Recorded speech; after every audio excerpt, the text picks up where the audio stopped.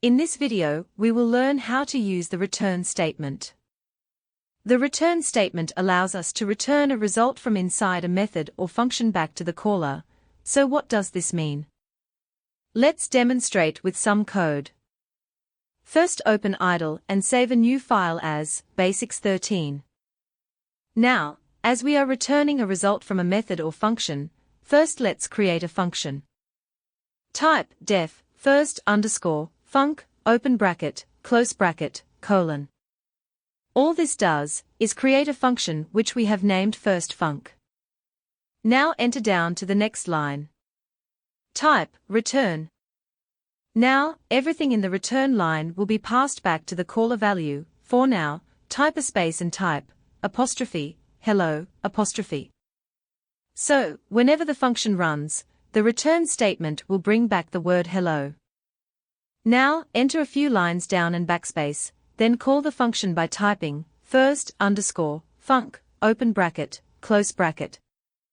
This is known as the caller. Because we're passing a value back to the caller's value is now hello. If we run the code, currently nothing will happen, because, whilst the value of the caller is now hello, we still haven't told it to do anything with that value. If we wanted to print that value to the shell window, however, we could place the caller inside a print statement. Let's do this in front of the caller statement. Type print, open bracket. Then add a close bracket to the end of the statement. Now if we run the code again, we can see that the value of hello is brought back to the shell window. There are some important rules to note when using the return statement. The return statement is normally placed at the end of a method or function because everything after the return statement won't get executed. Let's try this. After the return statement in the function, enter down a new line and type print, open bracket, goodbye, close bracket. Now if we run the code, we can see that the print goodbye statement was ignored, as the function reached the return statement first. Everything before the return statement will run as expected. However, for instance, if we copy the print goodbye statement and place it before the return statement, then run the code, we can see that the message goodbye gets printed to the shell window, and then when the return statement is reached, the word hello is also printed, as the value is passed back to the caller. We can also do calculations within the return function. To demonstrate this, let's create a new function. At the bottom of the code, type def second underscore func, open bracket. Then type var1, var2. Then type close bracket, colon. Here we have created a function which we have named secondfunc, which takes two arguments. In the caller, we can pass two arguments to the function. On the next line down, type return var1 asterisk var2. What this does is return the value of var1 times var2 to the caller.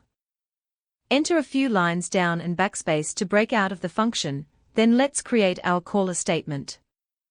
Type second underscore func, open bracket, 10, 20, close bracket.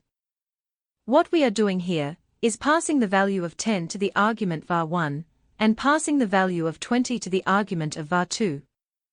The function then times 10 by 20, and returns the value to the caller. We can assign the caller to a variable. In front of the caller statement type x equals. This assigns whatever is returned to the caller to a variable named x. On the next line down, if we now type print, open bracket, x, close bracket, then run the code, we can see that the calculation is returned. We can create as many variables as we want using the same function. So, for instance, if we enter a new line and type y equals second underscore func, open bracket, 5, 2, close bracket. Then we are using the same function and same return method, but passing through different values to the var1 and var2 arguments. If we now write another print statement on the line underneath, by typing print, open bracket, y, close bracket, and run the code, we can see that the return statement for the variable y is now different.